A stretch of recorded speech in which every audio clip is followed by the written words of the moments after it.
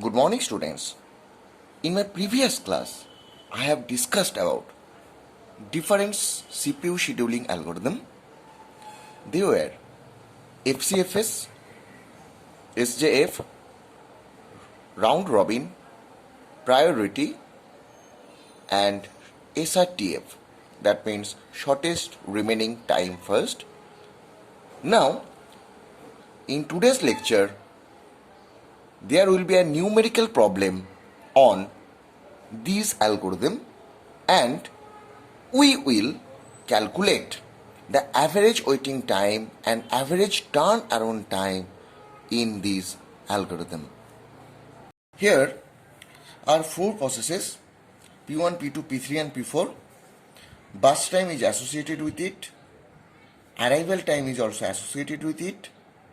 We have to calculate the average waiting time for FCFS, SJF, SRTF, and average turnaround time for FCFS, SJF, SRTF, and we also have to calculate the average waiting time and turnaround time for round robin scheduling, taking time slice equal to 2 nanoseconds.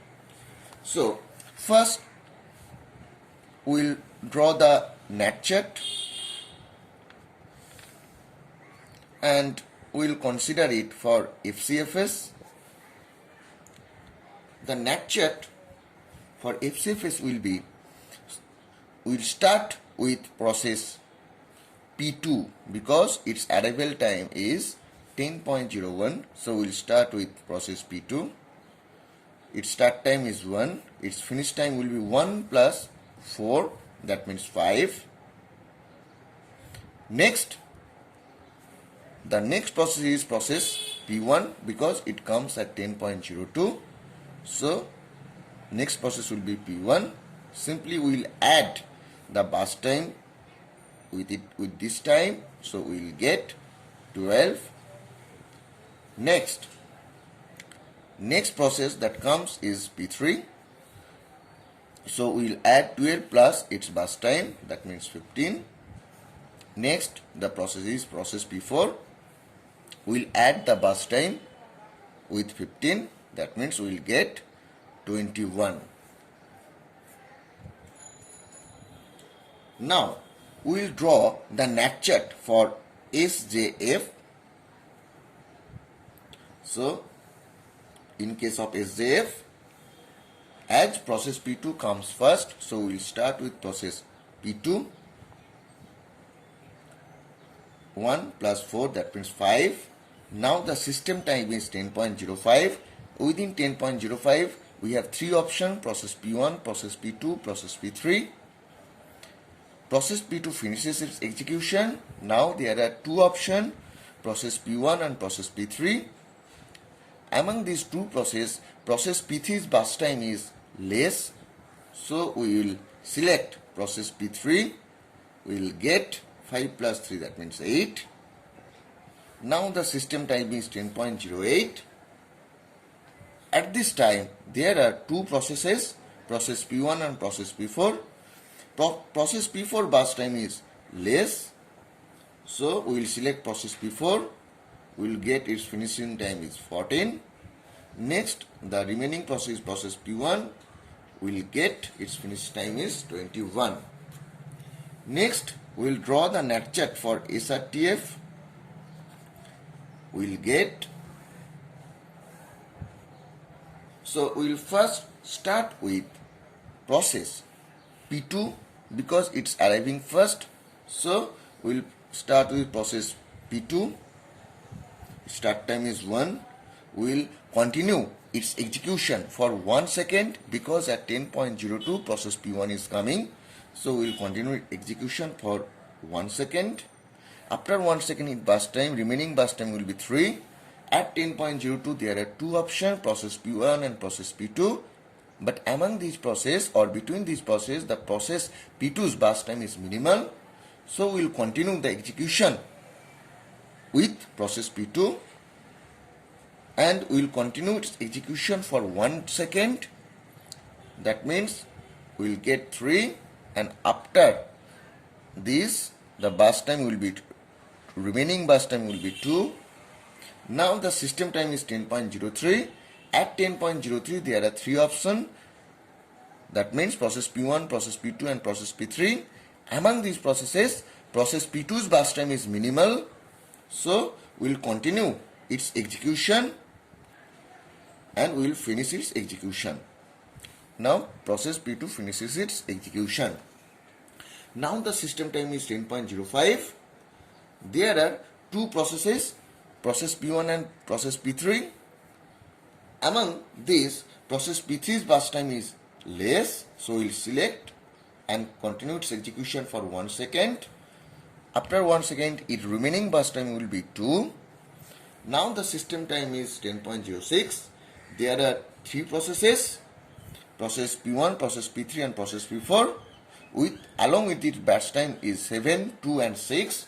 Now 2 is minimal, that's why we select process P3 and we will continue its execution for remaining second. That's why we get 6 plus 2, that means 8. Now process P3 finishes execution. There are two processes, process P1 and process P4. Between these process P4 burst time is less, so we will get its finish time is 14. Now there is process P1, we get its finish time is 21. Now if we merge it or if we modify it, we will get this following NAT chart. Process P2 start is 1. Between this time there is no other process, so we will simply merge 1 to 5. Now there is only process P3, 5 to 8. Now there is process P4, we will get 14. Now there is process P1, we will get 21.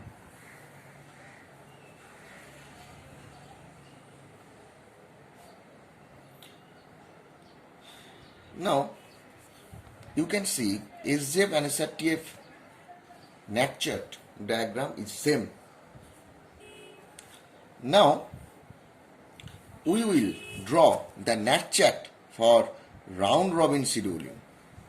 So first start with process P2, as it comes first. Its start time is 1 and it will continue its execution for 2 seconds. So we will get 1 plus 2, that means 3. After that, process P2's remaining time will be 2. Next process will be process P1 because it is arriving at 10.02. So we will select process P1 and we will continue its execution for 2 nanoseconds. After 2 nanoseconds, the remaining time will be 5.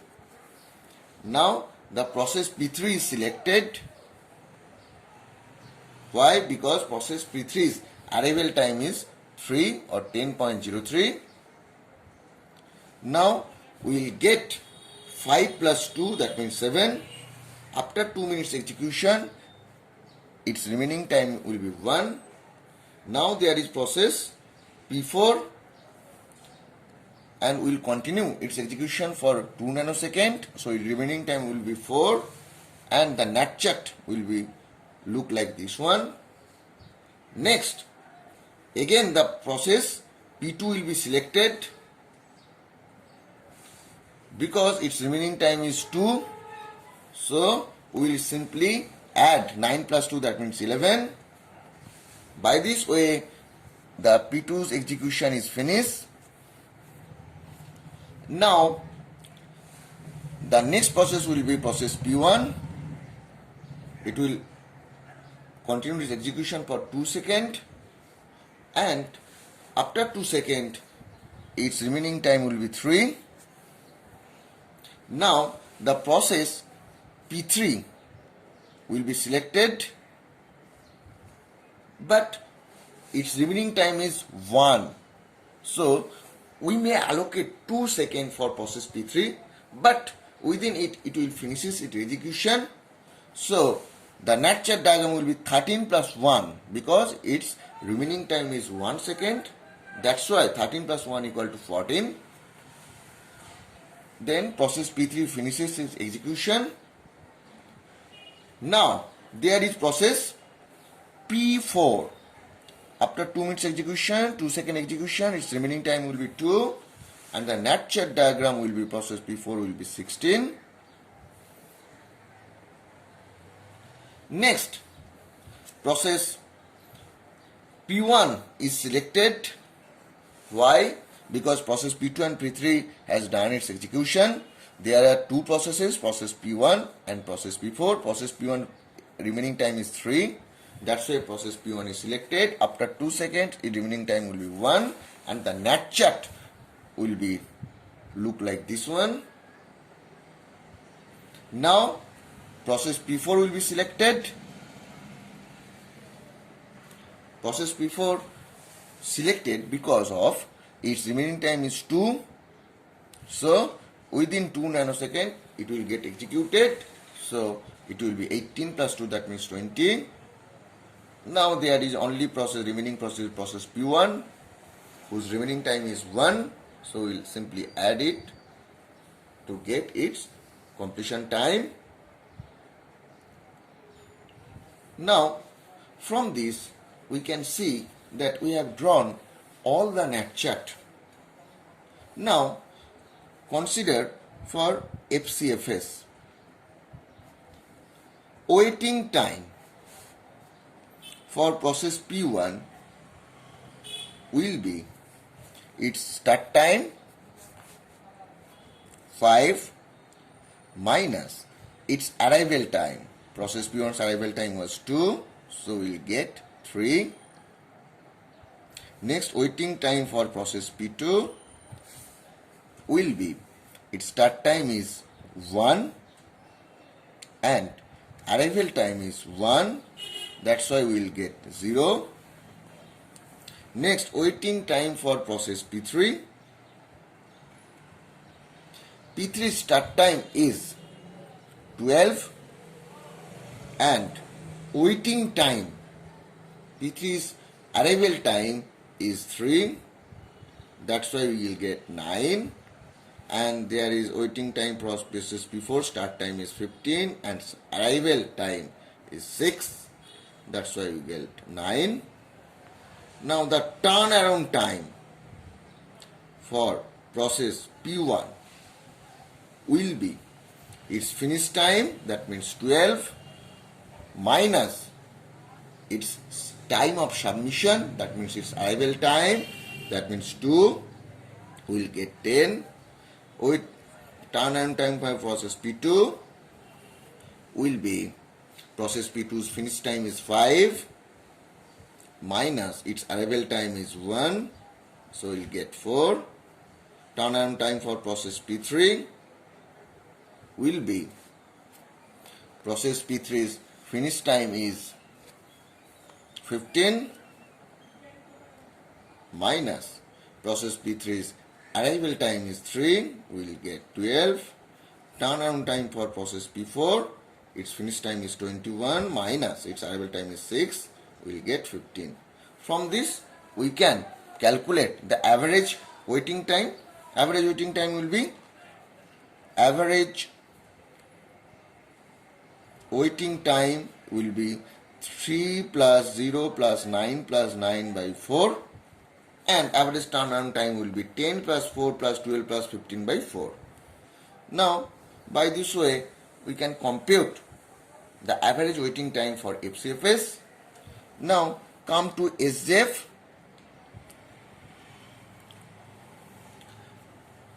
We have seen that SJF and SRTF nat chart is same, so we will get the same output. So we will get SJF slash SRTF as both the nat chart are same.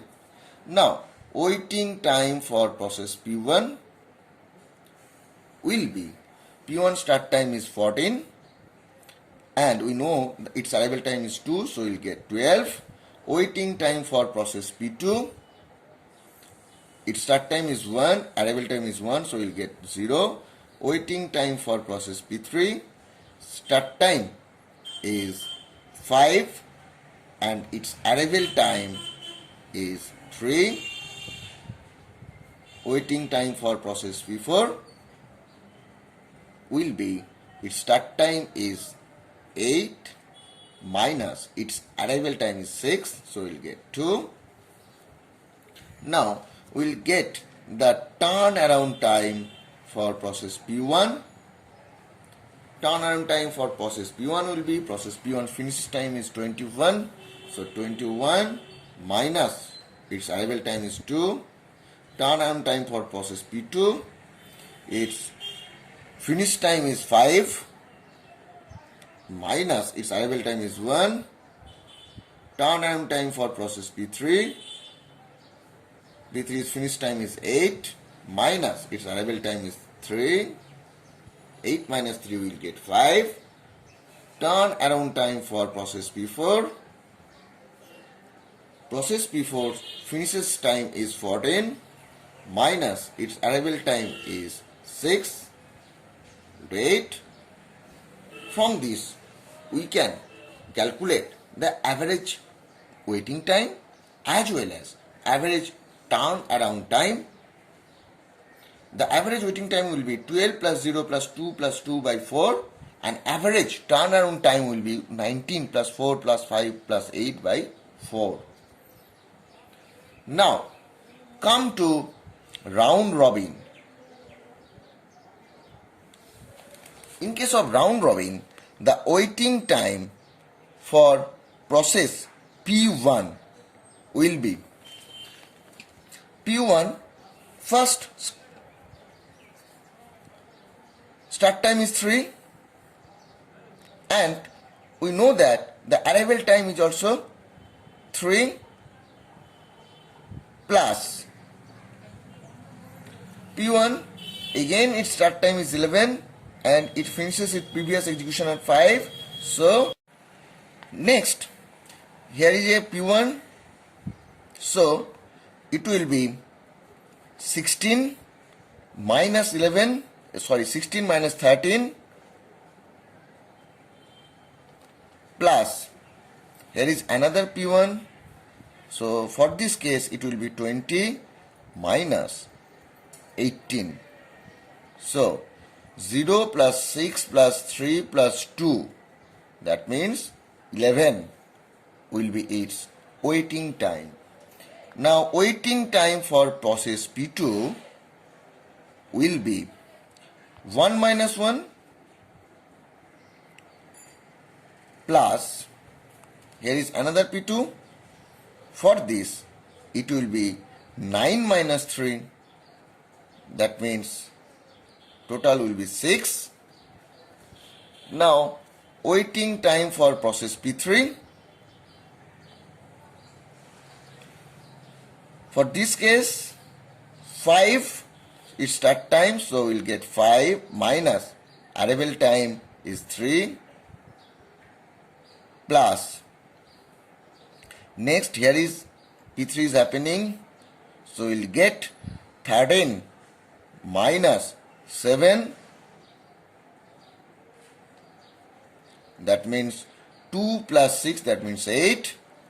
Now waiting time for process P4 will be 7 minus its arrival time is 6, so 7 minus 6 plus, here is your P4, for this 14 minus 9, that means 5 plus, here is another P4, for this 18 minus 16, that means 2, so we'll get 1 plus 5 plus 2, that means 8. So we'll get waiting time for process P1 will be 11, process P2 will be 6, process P3 will be 8, and process P4 is 8. Now we will calculate the turnaround time for process P1.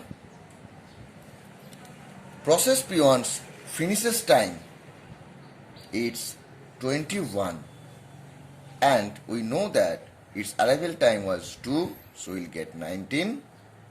Turnaround time for process P2, P2's finishes time is 11 and its arrival time is 1, so we'll get 10. Turnaround time for process P3, process P3's finishes time is 14 and its arrival time is 6. Next, turnaround time for process P4. Process P4 finish time is 20 and its arrival time is 6. So we'll get 14. Sorry, P3's arrival time was 3. We'll get 11. So average turnaround time will be 19 plus 10 plus 11 plus 14 by 4. Now, by this method, we have evaluated the average waiting time for FCFS, SJF, SRTF, as well as we have done the average turnaround time for this algorithm, and we have also performed the average waiting time and turnaround time for round robin taking time slice equal to 2 seconds.